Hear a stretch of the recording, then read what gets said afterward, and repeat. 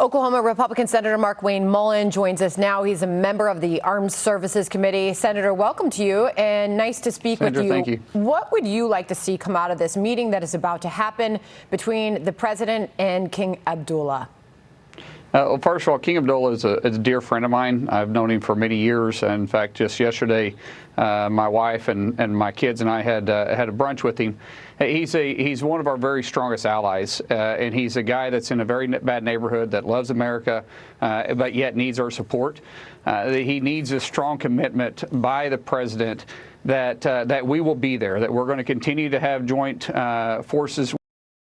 That we're going to make sure that we have the resources in his country to help him stand with us.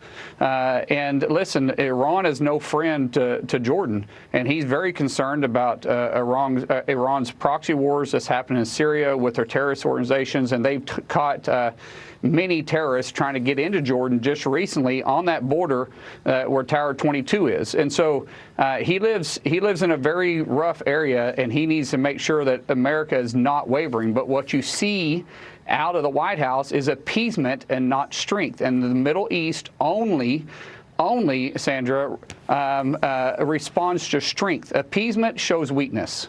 Biden spoke with Israeli Prime Minister Benjamin Netanyahu just yesterday, and the White House said he stressed that a, quote, military operation in Rafah should not proceed without a credible and executable plan for ensuring the safety of and support for the more than 1 million people sheltering there. So obviously we could be hearing a big piece of news here as the two world leaders take to the microphones.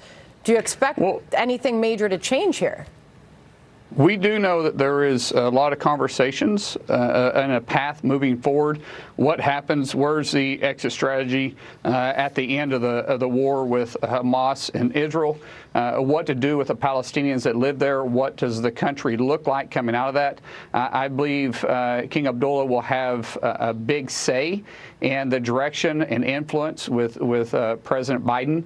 I just hope that President Biden and those around him will pay attention and take what King Abdullah has in mind and what Israel is wanting to get done too. Listen, they're both strong allies, and they both have skin in the game here. Yeah, and this is happening while the defense secretary is in the hospital. We got an update during our program a couple hours ago. The indications are that this was a non-surgical procedure. General anesthesia was required. The cancer prognosis is excellent, the statement read. But what is the risk to all this happening while our defense secretary is hospitalized? Well, at least we know about it this time. Secretary Austin and I, we've had our differences. I wish him no ill harm. But at the same time, we need a strong, capable leader. We have a weak president right now, and we need to make sure that the Pentagon is being ran by someone that is healthy and that is going to make sound decisions. This isn't the time to be absent on the job. But I know he's not wanting this to take place. But the fact is, it is taking place. And I think at some point, the Biden administration needs to make a decision about Secretary Austin's future. All right. Senator Mullen, I also want to ask you about your colleague Marco Rubio in the Senate talking to Neil Cavuto about the special counsel report on how our enemies might be looking at this. Take a listen. That report is also being read in Beijing. It's being read in Tehran. It's being read in Moscow. It's being read by these terrorists hiding out in their little caves. And it may incite them or invite them to take action against this country. It puts our country in danger. No one's talking about that piece of it. What do you believe the Her report revelations on these classified documents the president did have in his possession? What message are we sending to the world with releasing these details? When they release information about his cognitive ability and him not being able to remember the years of him serving as vice president, or confusing the years of how long ago it was when his late son passed away, it raises serious red flags. And Marco Rubio is correct. They're reading these reports. They see what's happening. And when you have a strong United States, you have stability around the world. When you have a weak United States, you have instability. And that's what's taking place right now. That's why you're seeing China being aggressive. That's why you're seeing Iran being aggressive. North Korea is being aggressive. China is being aggressive because we have have an absence of a world leader that believes in peace through strength.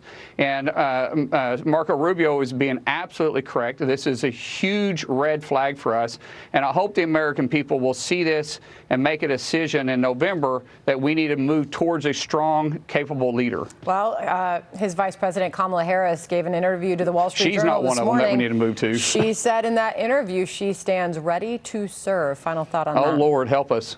How about we just go to President Trump? We know he has a strong ability to lead this country.